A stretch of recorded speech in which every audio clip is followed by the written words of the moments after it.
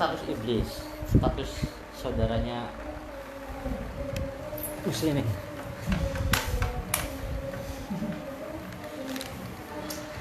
Nah, terkait status iblis ya tadi, ada ulama yang mengatakan karena kan di sini jadi contohnya begini ya, contohnya dalam bahasa Arab itu kan di situ ada kata-kata ilah. Ilah itu kan pengecualian. Nah, biasanya begini, setelah kalimat ilah itu lihat harokatnya apa. Kalau harokatnya itu fathah, itu berarti yang dikecualikan itu termasuk dari bagian yang tidak dikecualikan.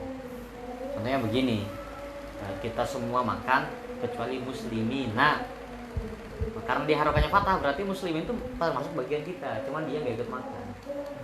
Itu ya, paham ya? Nah, sekarang di ayat ini kan jelas, wa idh qulna lil malaikati isjudu fasajadu illa iblis, sa atau susah kan? Jadi illa iblis kan? Nah, berarti iblis itu bagian dari malaikat. Karena teorinya tadi. Nah, berarti iblis itu bagian dari malaikat.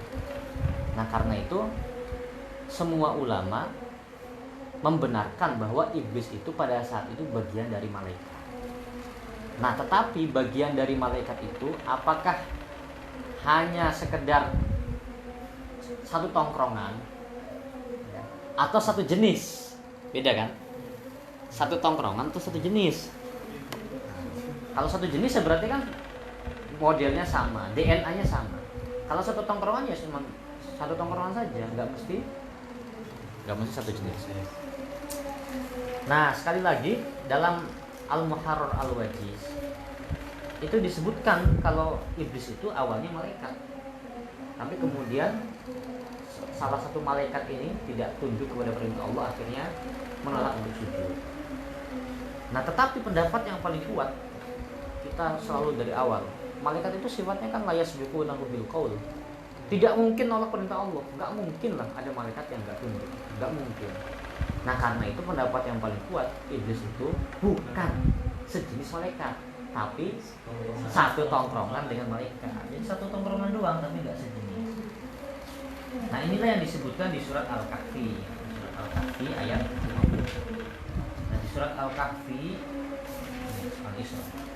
di surat Al-Kahfi ayat 50 itu kemudian diterangkan bahwa asal mula iblis itu adalah jin.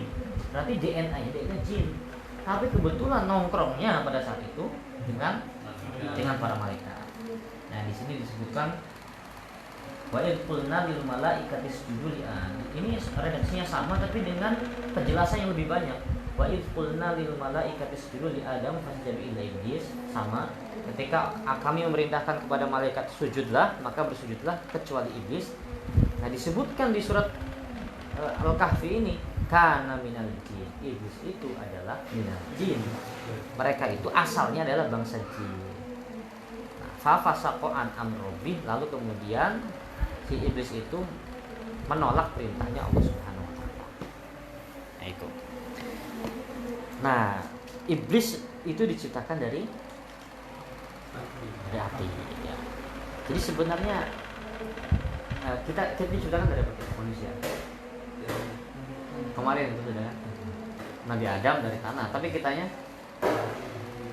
dilahirkan kan, sudah mulai proses seperti itu. Nah, sebenarnya jin juga sama. Jadi tidak semua jin itu diciptakan langsung dari api. Jin yang diciptakan dari api itu hanya jin pertama saja. Nah, sesudah itu jin-jin berikutnya ya sudah mulai proses kawin, sudah mulai proses perkawinan. Makanya jin juga kawin sama. Nah, jin itu makanya ada satu kitab khusus sebenarnya yang menerangkan tentang sejarah jin. Itu memang menarik. Jadi ada kitab yang menerangkan tentang sejarah jin. Ada juga kitab-kitab yang menerangkan tentang sejarah malaikat. Ya, termasuk kalau ingin tahu macam-macam malaikat ya bisa baca Al-Bidayah wa Nihayahnya Ibnu Katsir. Kalau mau tahu sejarahnya bangsa jin, ada kitab Luqatul Marjan, karangannya Imam Asyuyuti. Nah, di dalam kitab Luqatul Marjan, karangannya Imam Asyuyuti, itu diterangkan bahwa jin itu, jin yang diciptakan dari api, itu ya cuman bapak moyangnya. Nah, bapak moyangnya jin itu namanya Sumayyah. Tapi ada beberapa riwayat lah. Cuman riwayat yang paling kuat itu mengatakan bapak moyangnya itu Sumayyah. Makanya kalau punya anak jangan dikasih nama Sumayyah. Jangan dikasih nama Sumayyah. Tapi ada juga yang membacanya Sumia. Ada yang juga yang membacanya Sumia. Ada yang membacanya Sumayyah, ada Sumia. Nah, jin itu diciptakan ya kira-kira sekitar 2000 tahun sebelum Nabi Adam diciptakan. Nah, ketika jin ini diciptakan, jadi Gusti Allah ini sebenarnya memberikan keistimewaan dalam arti hak-hak keistimewaan kepada jin itu lebih banyak sebenarnya daripada kepada Nabi Adam. Sebenarnya gitu. Karena begini, ketika jin ini pertama diciptakan, si Sumia ini pertama diciptakan, si Sumia ini tanya, silahkan kamu minta apa. Sedangkan Nabi Adam ketika diciptakan gak dikasih kayak gitu. Nah, si jin ini ketika diciptakan diberikan kebebasan oleh Allah, silahkan taman, silahkan meminta apapun. Nah, si Sumia ini minta 3 hal. Kalau dijelaskan di kitab Luqatul Marjan ini. Yang pertama, atamanna an-naro wala nuro. Kami ingin, permintaan pertama, naro wala nuro. Kami ingin bisa melihat tapi tidak terlihat. Kami ingin bisa melihat tapi ya, makanya jin itu bisa melihat kita tapi kita tidak bisa melihat dia, ya karena itu permintaan dia. Jadi dikabulkan tuh, bisa. Oke, sip. Enggak apa-apa. Bisa melihat tapi tidak terlihat, itu kurang ajar banget. Nah, jadi permintaan pertama tidak bisa melihat. Terus permintaan selanjutnya, wala yamutu kahluna hatta ya wa an naghiba fis saro atau fis suraya. Dan jin itu kalau mereka mati, jasadnya itu langsung terbang ke bintang suraya. Kalau bintang suraya itu kalau diterjemahnya bintang apa ya?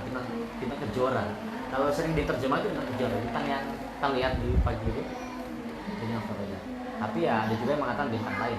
Intinya ada sebuah bintang suraya dan ada ya satu risalah khusus yang membahas bintang itu. Nah, kan kita pernah kan lihat film kalau ada setan terus kemudian dibacain ayat kursi kebakar saya langsung berikutnya.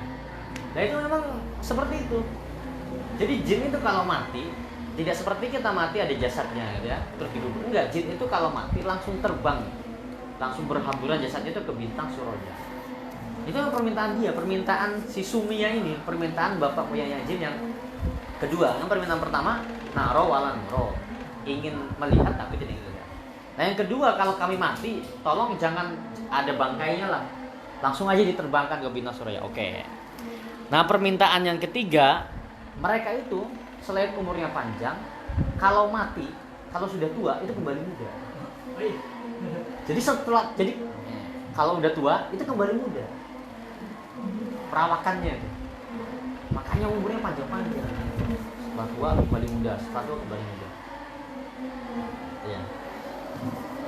Nah, itulah si Sumia inilah jin yang diciptakan dari api. Sedangkan setelahnya ya sama.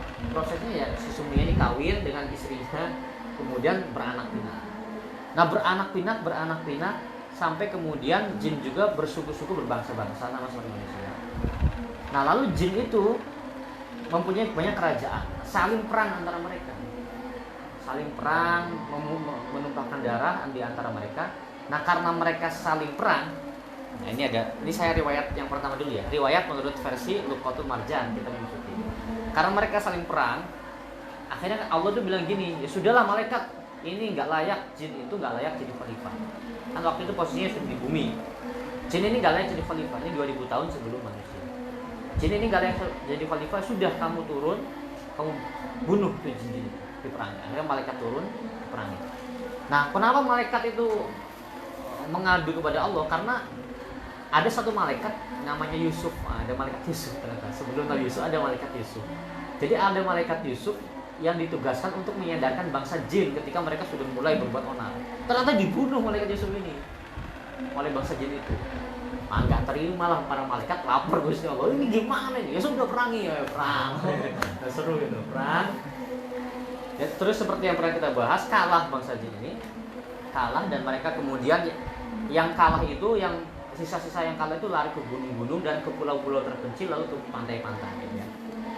Nah makanya tempat jin itu di sana, kalau di gunung-gunung pulau-pulau terpencil pantai itu tempat jin. Nah itu sebenarnya mau dikejar juga sama malaikat, cuma kata Gusti Allah ya sudah biarkan saja yang lari dia. Nah ada waktu itu satu jin yang melahirkan, ibunya lari atau mati lah nggak tahu. Si bayi ini tertinggal ya loh. Bayi jin ini tertinggal. Bayi jin ini ketika tertinggal, malaikat itu kan punya sifat rokos qulubuhum. Jadi malaikat itu hati yang lembut. Jadi ketika melihat bayi jin satu bayi jin yang meninggal, kata malaikat, ya Allah, tolonglah yang ini jangan dibunuh. Kasihan masih kecil, kami rawat sajalah. Kami rawat, kami ajar yang baik-baik. Ya sudah silakan. Akhirnya dirawat, diajari oleh malaikat Jibril dan sebagainya, diajari ilmu-ilmu, diajari cara beribadah. Nah akhirnya si bayi jin ini tumbuh di kalangan para malaikat karena diajari dengan cara malaikat, akhirnya punya sifat dan punya kepribadian seperti para malaikat, rajin ibadah sampai menjadi paling rajin ibadah. Ibadahnya melebihi ibadah para malaikat. Nah dia setiap langit itu punya panggilan. Langit pertama panggilannya apa? Tapi panggilan di langit ketujuhnya itu panggilannya Azazil. Nah si Azazil ini yang kemudian ketika Allah menciptakan Nabi Adam disuruh sujud malaikat, ya karena sudah tongkrongannya dengan malaikat kan, karena diasuh oleh malaikat dan sebagainya. Ketika malaikat ini disuruh sujud, dan tentu saja di dalamnya si Azazil juga disuruh sujud, si Azazil menolak. Karena memang dia secara DNA-nya jin kan, tapi kemudian diasuh. Nah itu riwayat pertama kan kayak film-film ya. Kan makanya saya bilang kalau ingin tahu kisahnya iblis ini, kamu harus ngerti film Thor gitu. Tahu kan film Thor? Si Loki tahu kan? Loki atau Loki itu? Loki itu saudaranya Thor yang dari bangsa bukan Asgard tapi diasuh. Tapi kan lama-lama karena dia DNA-nya bukan DNA Asgard, akhirnya memberontak juga. Ya sama lah seperti itu. Itu ya iblis itu kayak gitu awalnya. Makanya karena jin, dia itu sebenarnya bangsa jin tapi kemudian diasuh oleh malaikat. Itu riwayat pertama. Nah riwayat kedua itu yang seperti yang sudah kita bahas. Ya sebenarnya si iblis ini memang bangsa jin tapi dia itu mata-mata. Dia kayak Itachi Uchiha itu. Dia mata-mata agen ganda lah. Agen ganda karena ingin dekat dengan Allah menjadi agen ganda, dan Allah perintahkan untuk membunuh bangsanya sendiri. Nah, setelah membunuh bangsanya sendiri diangkat ke surga, tapi setelah itu kemudian ketika disuruh sujud nggak mau. Itu ya, riwayat manapun ya ada kemungkinan benar. Yang penting kita harus yakini bahwa jin itu bukan iblis itu bukan bagian dari para malaikat, tapi iblis itu bagian dari jin. Karena minal jin fafasaqan antum. Nah, itu ya. Nah si iblis, dan iblis ini sebenarnya Allah ini sayang banget sama iblis sebenarnya. Allah ini sayang banget sama sebenarnya sayang. Karena si iblis ini dia kan menolak sujud kepada Nabi Adam, menolak sujud kepada Nabi Adam, akhirnya dianggap kafir, diusir. Nah di zamannya Nabi Musa, iblis ini punya keinginan bertobat. Zaman Nabi Musa itu punya keinginan bertobat. Akhirnya sowanlah ke Nabi Musa iblis ini. Oh ya, Nabi Musa, bilanglah sama Tuhanmu ada hambanya yang ingin bertobat. Siapa kamu? Saya tahu ya, saya bilang. Ya, kata dijawab oleh Allah, saya akan terima taubatnya dia. Yang penting dia sujud di makamnya Nabi Adam. Jadi tetap sama syaratnya, mau diterima lagi. Yang penting sujud itu kan. Kata si iblis, saya sujud.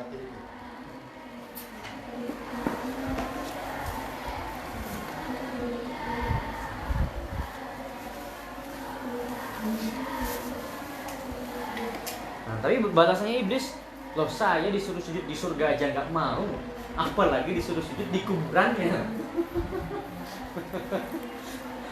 Saya sujud ketika Adam hidup saja nggak mau, masa saya sujud sama mayatnya mau, kayak gitu. Terus tambah sombong lagi kan? Ya sudah, kalau nggak mau ya sudah.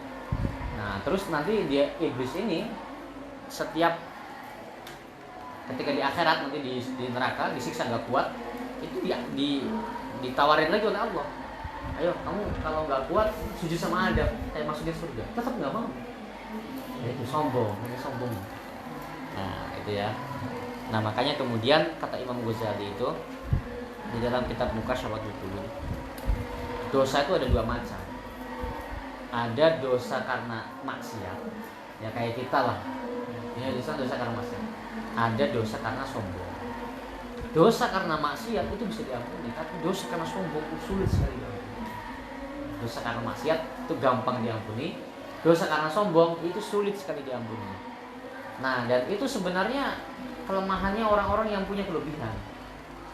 Jadi gini ya, kalau kita punya kekurangan itu sebenarnya harus disyukuri.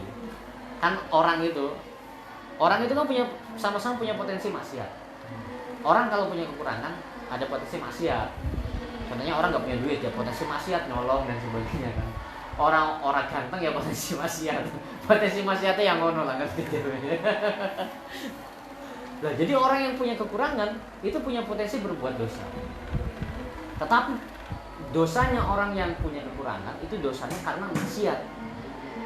Nah, sedangkan orang yang punya kelebihan dia punya potensi dosa juga, dan dosanya lebih parah sebenarnya.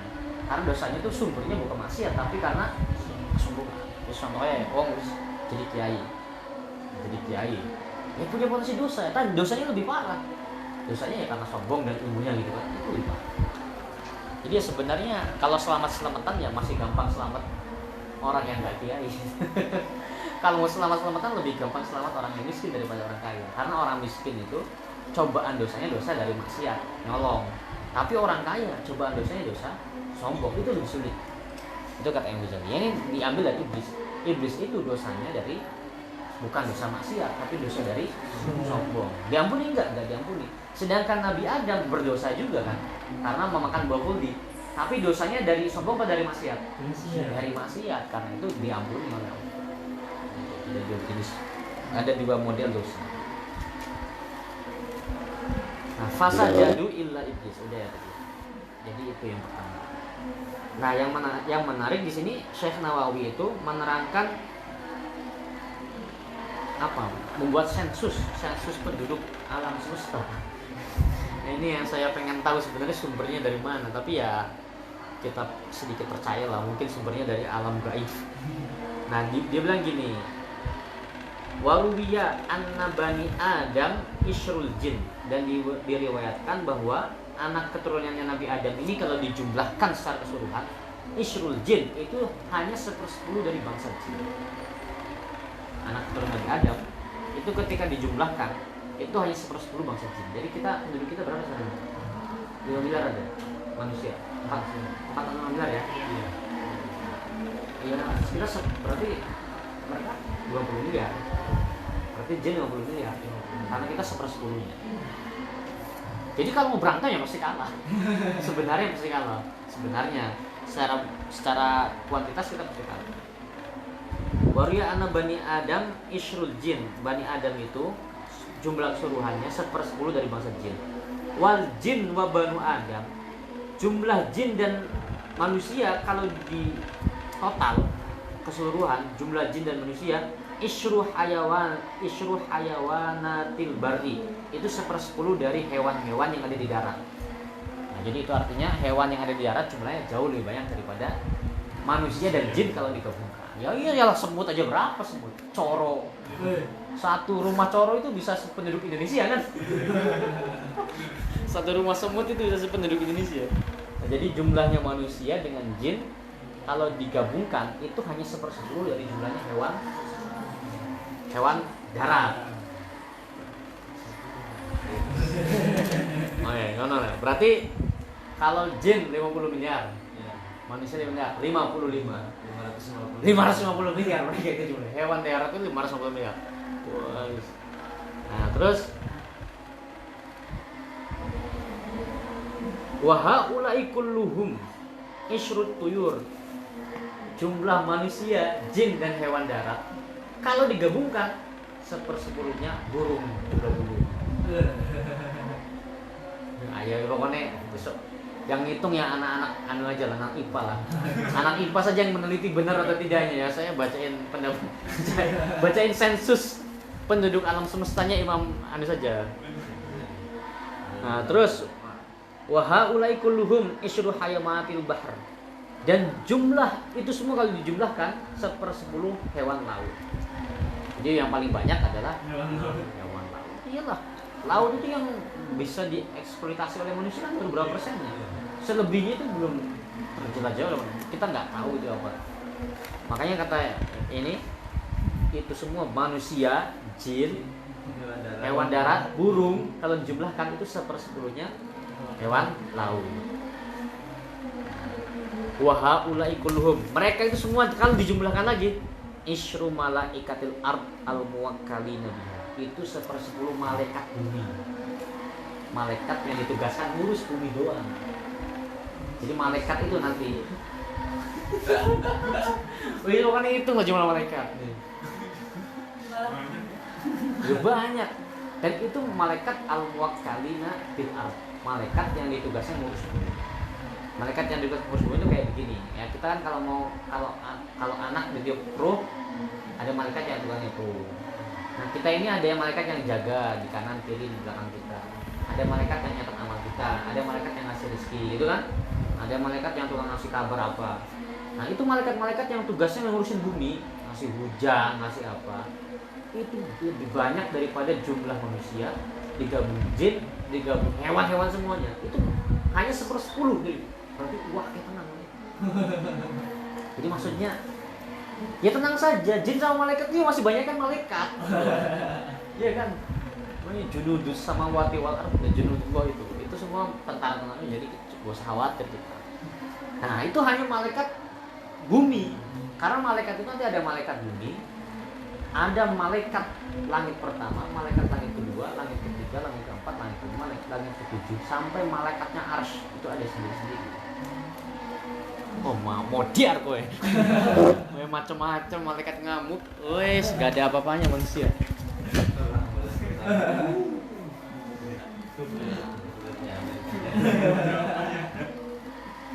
Nah, ini malaikat ini masih panjang ini sensusnya.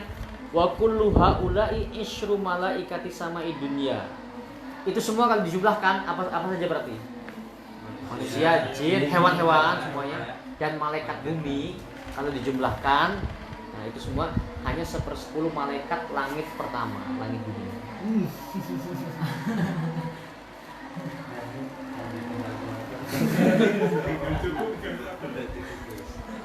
Ya, oke. Nah, di langit pertama itulah yang ada yang namanya Baitul Izzah. Baitul Izzah itulah langit pertama. Jadi Quran itu ketika turun jadi Quran kan ada turun sekaligus, kemudian turun berangsur-angsur. Nah, Quran itu turun sekaligus itu ya ke langit dunia itu. Turun sekaligus itu dari atas itu ke langit pertama, ke langit dunia yang disebut Baitul Izzah. Jadi turun di situ sekaligus dari langit pertama, langit dunia ke Nabi Muhammadnya diturunkan secara berangsur-angsur. Nah itu yang diturunkan sekaligus itu yang disebut dengan inna anzalnahu fi lailatul qadar. Kami, makanya kemudian ada bahasa anzala, inna anzalna, ada inzalul Quran, ada nuzulul Quran, ada tanzilul Quran. Ya kalau inna anzalna menurunkan sekaligus ke langit pertama, semuanya 30 juz. Nah kemudian wa nunazzilu, setelah itu diturunkan secara sedikit demi sedikit selama 23 tahun dari langit dunia yang pertama Baitul Izzah itu ke ya, dan setiap langit itu ada Ka'bahnya masing-masing. Jadi Ka'bahnya bumi Baitul Atiq atau Ka'bah itu. Nah di Ka'bah yang langit pertama itu penduduk langit pertama kalau sholat, kalau beribadah menghadapnya ke Baitul Izzah gitu ya. Nanti penduduk langit ketujuh kalau beribadah menghadapnya ke Baitul Ma'mur, ada lagi Baitul Ma'mur. Dan itu sudah pernah dikunjungi semua oleh Nabi Muhammad, ya, semuanya pernah dikunjungi semua. Nah, dan kata Nabi Muhammad, setiap hari itu malaikat masuk ke Baitul Ma'mur, ke masjid yang di Baitul Ma'mur itu setiap hari itu 70.000 malaikat.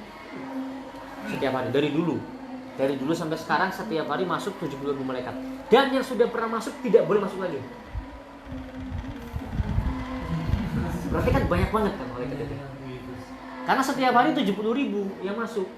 Dan hanya satu kali kesempatan seumur hidup mereka. Kali berapa abad? Alam semesta, bukan hanya bumi, alam semesta kan. Kalau bumi mungkin baru berapa abad. Kalau alam semesta sudah berapa? Ya, tinggal dihitung aja. Apa? Wa haulai kulluhum nah itu jadi malaikat langit pertama wa haulai kullum isyrut wa haulai kullum isyrut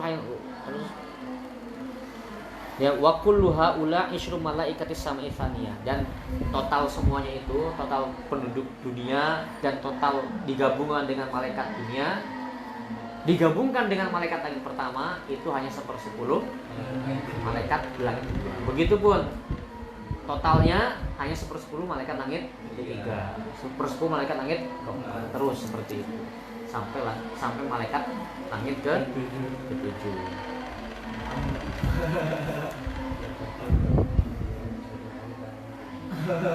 Sudah, belum selesai. Tunggu dulu. Tsummal kul, penduduk bumi dan malaikat, jumlah seluruh malaikat dari mulai malaikat dunia sampai malaikat langit ke-7 kalau digabungkan, tsummal kul mana? Tsummal kul fi muqabalati malaikatil kursi nazrun qalil. Semua malaikat itu kalau digabungkan dengan malaikat yang ada di kursinya Allah itu nazrun qalil. Kalau dibandingkan hanya secuil. Bukan 1/10, secuil. Secuil. Dia mau bisa harus. Jadi karena kan apa ayat kursi luasnya kursi yurus sama wati, jadi luasnya kursinya Allah itu ya seluas alam semesta. Jadi ada alam semesta, dunia, langit sampai 7 lapis itu dibandingkan dengan kursi yaitu sama bandingannya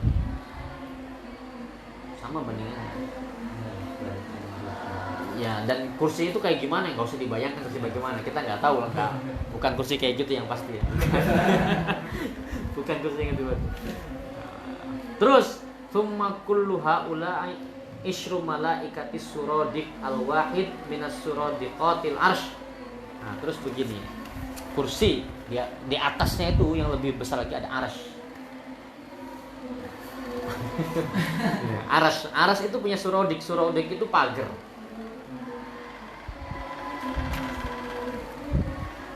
Pagarnya arsy itu ada duha sittumi'ati alf. Pagarnya arsy itu jumlahnya sittumi'ati alf, 600.000 pagar.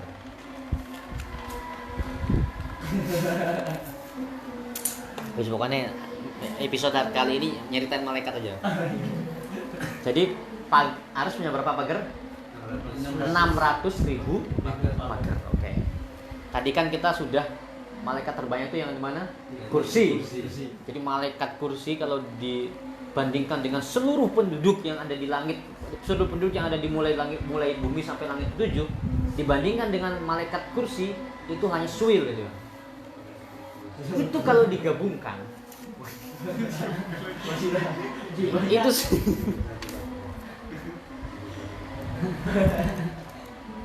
itu kalau digabungkan hanya 1/10 dari malaikatnya Allah yang ada di satu pagar arsy. Sedangkan arsy pagarnya ada berapa? 600.000. Satu pagar arsy itu isinya 10 kali lipat daripada jumlah seluruh malaikat, dari mulai malaikat bumi sampai langit ke-7 sampai malaikat arsy digabungkan dengan penduduk bumi dengan hewan semua digabungkan. Itu kalau semua digabungkan itu hanya 1/10 malaikat yang ada di pagar arsy. Dan arsy pagarnya ada 600.000. Makanya nggak usah dihitung.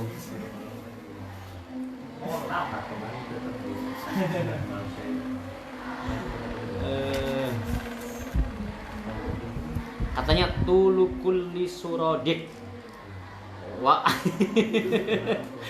wa arduhu wa samkuhu idza qubirat bis samawati wal ardun wa ma fiha wa ma baina fa inna kullu takunu syai'an yasiran.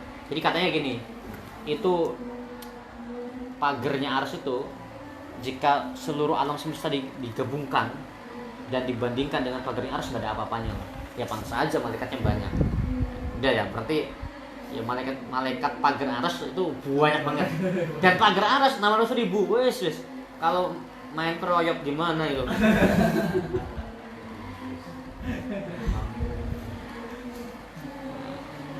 Udah, wis kan. Jadi ini hanya untuk menggambarkan. Ini jangan dianggap aktif gambar. Ya kan sesuatu itu kalau ada pagernya, berarti kan ada dalamnya. Iya. Itu malaikat yang ada di pagar arsy, satu pagar saja itu 10 kali lipat dari seluruhnya. Dan pagarnya itu ada 600 ribu. Nah, sekarang begini, seluruh malaikat yang ada di pagar arsy yang 600 ribu itu dan seluruh yang tadi kita sebutkan di awal itu kalau digabungkan hanya 1/10 dari malaikat yang mengelilingi arsy.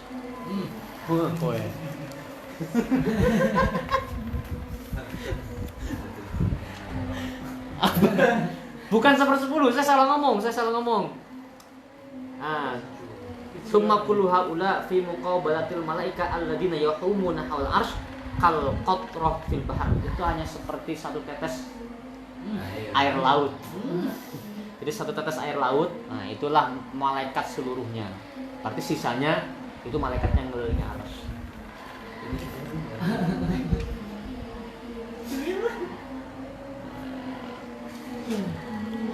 Wala ya'lamu adadahum illallah. Tidak ada yang tahu jumlahnya, itu ya Allah doang yang tahu. Tsumma ma'aha ula malaikatul lauh alladzina hum asya'u Israfil. Lalu ada lagi malaikat lauh, malaikat yang tugasnya itu ngurusin lauhul mahfuz. Nah, itu siapa itu malaikat yang tugasnya ngurusin lauhul mahfuz? Hum asya'u Israfil. Itu anak buahnya malaikat Israfil. Wal malaika alladzina hum junudu Jibril alaihissalam. Dan ada juga malaikat yang anak buahnya malaikat Jibril. Wa kulluhum mustaghilun bi ibadatihi ta'ala. Semuanya itu sibuknya beribadah kepada Allah. La yuhsi ajnasahum wala muddata a'marihim wala kaifiyat ibadatihim illallah. Tidak ada yang tahu jenisnya kayak gimana, umurnya sudah berapa ratus juta tahun, nggak ada yang tahu kecuali Allah Subhanahu wa taala. Nah, jadi kenapa kok Imam Nawawi itu ngasih jumlah penduduk alam semesta? Ini untuk menunjukkan ya kita ini siapa gitu. Cuy tenang. Manusia kalau dibandingkan jin itu hanya 1/10 jin. Manusia sama jin digabungkan hanya 1/10 hewan darat. Itu semua digabungkan hanya 1/10 burung. Semua digabungkan hanya 1/10 hewan laut. Semua digabungkan hanya 1/10 malaikat bumi. Semuanya digabungkan hanya 1/10 malaikat langit pertama. Semuanya digabungkan hanya 1/10 malaikat langit kedua, 1/10 terus. Semuanya digabungkan hanya secuil dari malaikat kursi. Digabungkan 1/10 malaikat yang jagain temboknya arsy, dan temboknya arsy 600 ribu. Kalau semuanya digabungkan hanya setetes dari air laut dibandingkan malaikat yang mengelilingi arsy. Itu ya. Makanya kemudian apa di surat apa itu? Wa yahmilu arsya rabbika fawqahum yauma idzin samania. Jadi nanti di hari akhirat yang ada malaikat yang memikul arsy itu samania 8 malaikat. Jadi ada 8 malaikat yang tugasnya minggul itu apa ya? Ngangkat arsy. Jadi yang ngangkat arsy-nya Allah itu nanti di hari kiamat untuk menunjukkan kebesaran Allah. Itu ada 8 malaikat. Nah, ini ayat ini dijadikan kaidah dalam ilmu mantik. Ada yang namanya kaidah kullun.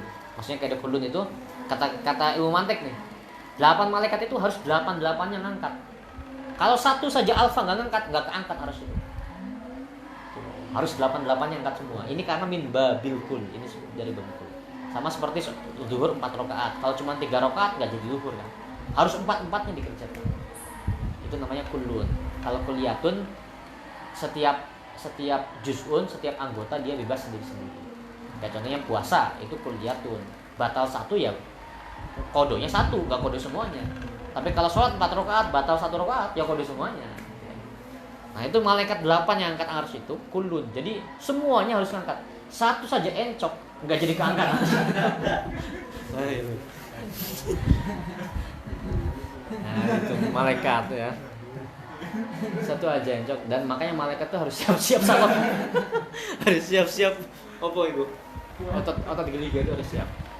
Nah, dan malaikat arsy ini 4-nya itu nggak diketahui namanya, tapi 4-nya lagi itu malaikat Jibril, Mikail, Israfil. Itu termasuk yang nanti akan angkat arsy. Termasuk 4 sisanya. Nah, ini 4 malaikat ini 8 malaikat lah, dan 4 malaikat awal ini pertama kali disuruh ngangkat arsy oleh Allah Subhanahu wa taala tuh enggak kuat. Ya iyalah, segede gitu. Enggak kuat lah. Ora kuat Gusti. Angkat lagi ora kuat. Ya sudah. Baca subhanallah. Akhirnya baca subhanallah. Baru kuat, masih agak berat. Nah, setelah Allah menciptakan Nabi Adam ketika diciptakan ngomong alhamdulillah. Ya. Diajari oleh Allah ngomong alhamdulillah. Malaikat yang ngangkat arsy ini nguping. Oh, Nabi Adam ngomong alhamdulillah. Akhirnya ikutin lagi subhanallah walhamdulillah. Tambah ringan. Nah, ketika Nabi Nuh diutus oleh Allah, Allah mengajarkan Nabi Nuh kalimat la ilaha illallah diperbanyak. Suruh memperbanyak la ilaha illallah. Orang-orang suruh diajarkan la ilaha illallah. Nah, malaikat yang ngangkat arsy nguping lagi. Akhirnya nambah subhanallah walhamdulillah wala ilaha illallah. Tambah ringan lagi. Nah, ketika Nabi Ibrahim selesai mau menyembelih Nabi Ismail terus diganti domba, kan apa disuruh ngomong apa Nabi Ibrahim? Allahu Akbar kan? Nah, nguping lagi, nambah lagi subhanallah walhamdulillah wala ilaha illallah wallahu akbar. Tambah ringan. Nah, ini semua kisah ini disampaikan kepada Nabi Muhammad oleh malaikat Jibril. Nah, ketika disampaikan kepada Nabi Muhammad, Nabi Muhammad berkomentar, la haula wala quwwata illa billah. Nah, akhirnya nguping lagi tuh malaikat, nambah lagi subhanallah walhamdulillah wala ilaha illallah wallahu akbar wala haula wala quwwata illa billah. Nah, itu kan zikirnya kayak gitu. Nah, itu zikirnya malaikat yang angkat arsy. Zikirnya malaikat yang angkat arsy. Yang kalau pengen cobaannya dimudahkan, ya itu zikirnya. Karena arsy yang segitu gedenya saja bisa diringankan. Nah, Imam Syafi'i kan bilang tidak ada satu amalan pun yang paling berguna di waktu ada bala kecuali tasbih. Jadi tasbih itu amalan yang paling berguna di saat ada cobaan. Kenapa seperti itu ya? Karena Nabi Yunus kalau nggak bertasbih selamanya akan ada di dalam perut ikan. Walau kana min musabbih lalabitha fi batn. Itu kalau nggak termasuk orang-orang yang bertasbih akan selamanya di dalam perut. Nah, sekarang begini. Apa ayatnya iku ya?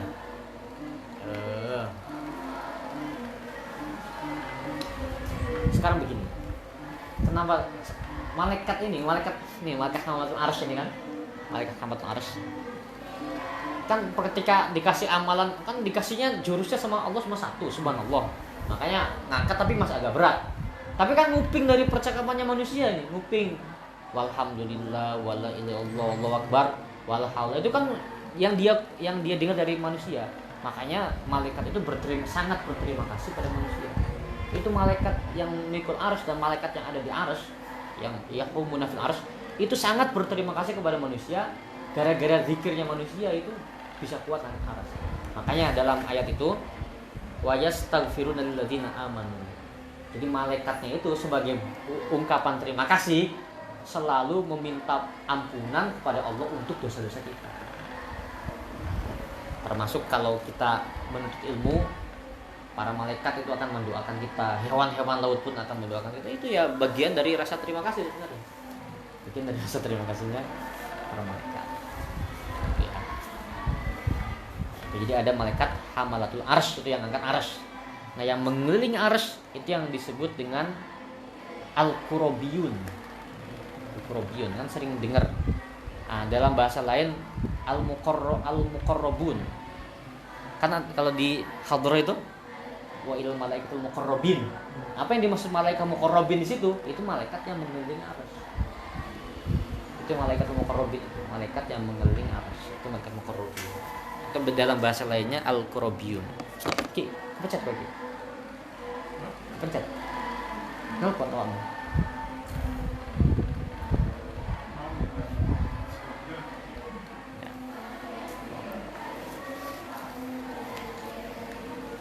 Itu malaikat ya. Sedikit tentang malaikat. Ya kalau pengen lebih lengkapnya mengenai malaikat ya tadi itu ada al-bidayah wan nihayah. Nah, tadi juga kita sudah bahas sopo jenenge jin pertama Sumia. Itulah yang diciptakan dari api. Selain itu ya sama melalui proses perkawinan. Dan dia meminta 3 permintaan kepada Allah. Yang pertama bisa melihat tapi tidak bisa. Naro wala nuro. Kami bisa melihat tapi tidak bisa dilihat. Yang kedua, kalau kami meninggal, jasad kami langsung dikirim ke bintang Suraya. Makanya tidak ada jasadnya jin, langsung dikirim ke bintang Suraya. Lalu yang ketiga, kalau sudah tua kembali seperti pemuda. Wis enak tenan jin. Makanya ini Bilal ini pernah gelut karo jin dan jinnya mati. Jadi Bilal ya di dalam kitab itu Luqatul Marjan itu kitabnya Imam Suyuti. Bilal ini pernah diminta Nabi nyari air wudhu, terus nyari ada sumur, mau ngambil di sumur itu, ada orang yang ngadang. Nah, jin menyerupai orang ngadang. Tidak boleh, ini kekuasaan saya. Ya, saya disuruh Nabi kok, nggak boleh pokoknya. Akhirnya Bilal ya santri kentang.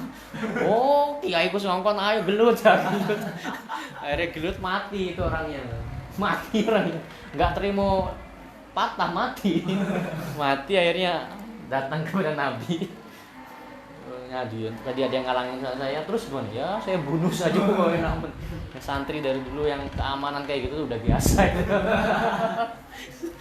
Dari zamannya Bilal. Akhirnya kata Nabi ya coba kamu balik lagi sudah nggak ada jasadnya. Kenapa ya? Karena itu bangsa jin.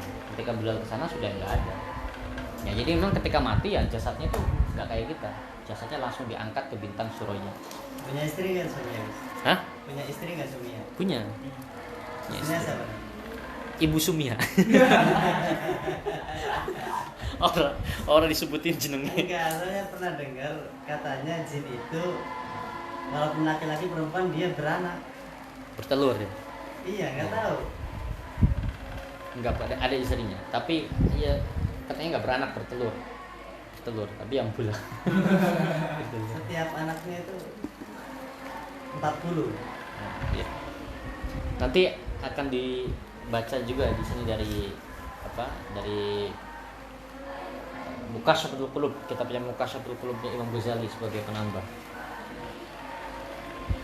Oke, itu sudah selesai. Fasajadu illa iblis aba wastakbara wa kana kafirin. Sujud semuanya kecuali iblis. Nah, pokoknya kita sudah yakin lah sekarang.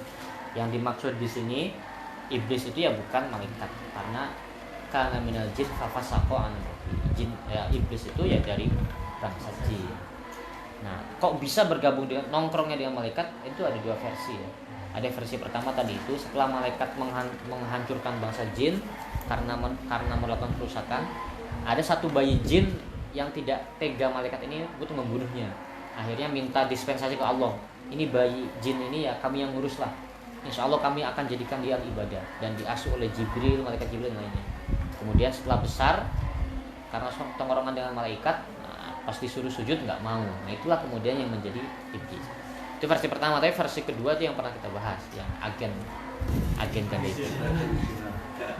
Nah selanjutnya kalau di surat Al-Baqarah ini, setelah ayat fasajadu illa iblis aba wastakbara wa kana minal kafirin, lalu kemudian langsung lanjutan ayatnya waqulna ya adamuskun anta wa zawjukal jannah. Waqulna, dan kami katakan ya Adam, wahai Adam, uskun anta wa zawjukal jannah, tinggallah kamu dan istrimu di surga. Jadi langsung episodenya itu episode Allah memerintahkan Nabi Adam untuk tinggal di surga. Jadi tidak ada episode yang menerangkan hujah atau kenapa iblis ini kok alasannya apa nggak mau sujud, gitu kan? Kan ada alasannya, karena saya diciptakan dari api, Adam dari tanah dan sebagainya. Nah itu tidak dijelaskan di surat Al-Baqarah. Nah, karena dijelaskan di surat-surat lain seperti surat Al-A'raf, Al-Hijr dan sebagainya. Makanya kalau kita ingin tahu kisah Nabi Adam secara lengkap, cara bacanya harus seperti itu. Pertama kita baca kemarin dari surat apa itu? Al-Hijr ya kalau nggak salah, yang menerangkan awal penciptaannya. Basawa itu warna faktur itu di sini. Karena kalau kita langsung baca dari surat Al-Baqarah tidak ada dijelaskan awal penciptaannya.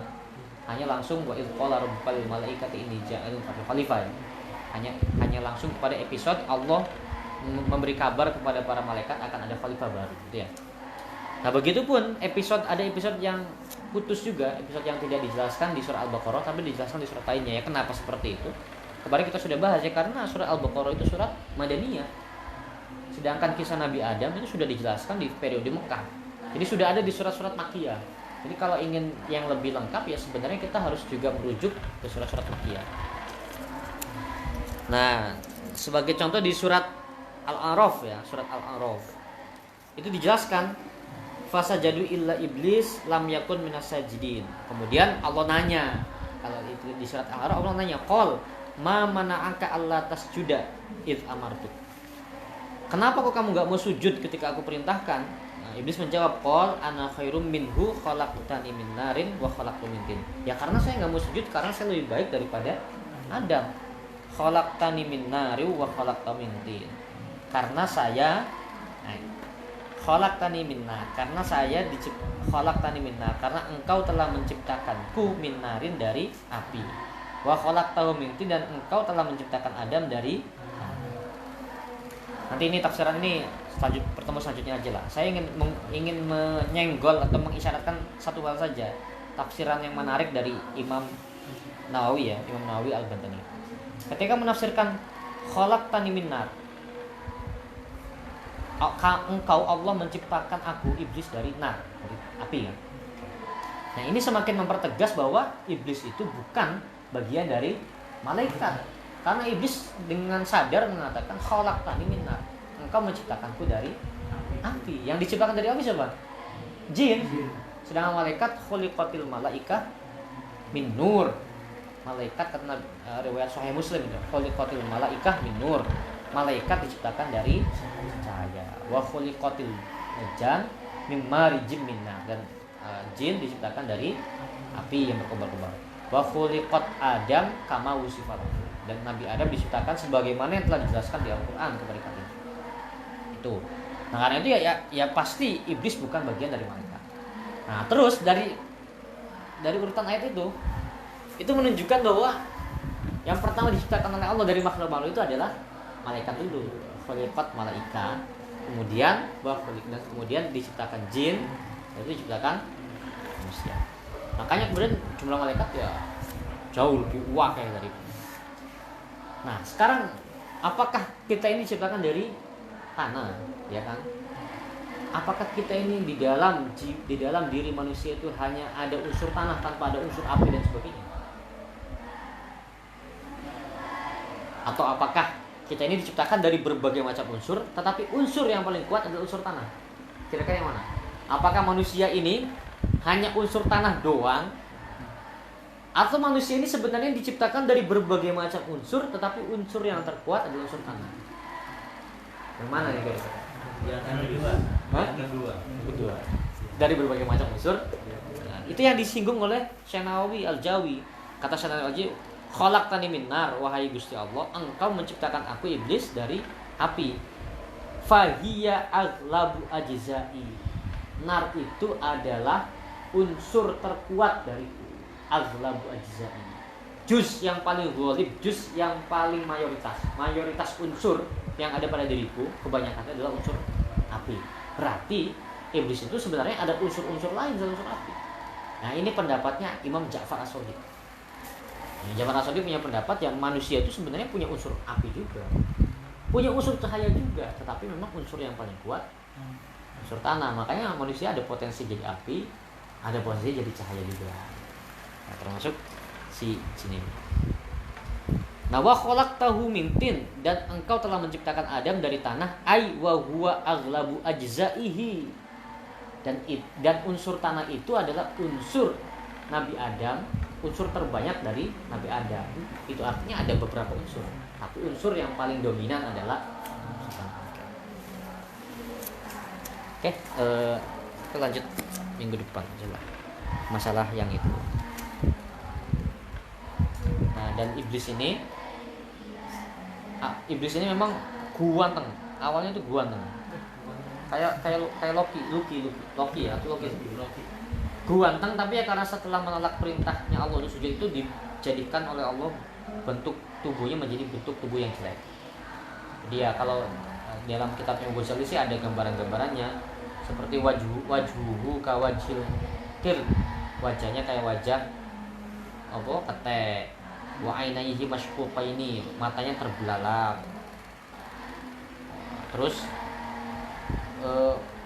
dadanya itu seperti punuk unta, dadanya nonjol gitu. Pokoknya ngono. Nanti ini akan kita bahas di pertemuan selanjutnya saja. Tuan, ada yang mau ditanyakan?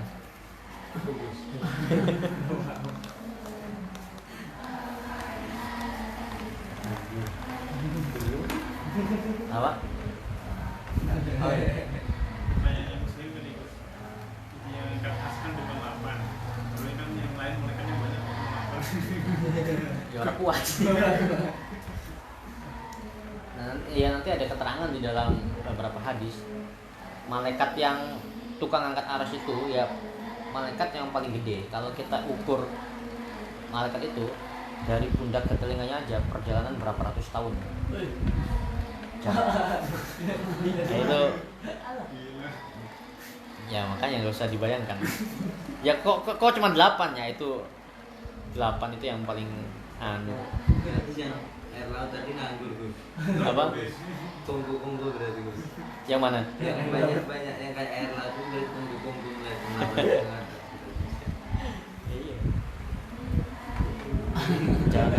Perjalanan 700 tahun. Ya, dari sini ke sini ya hitung ratus tahun gitu.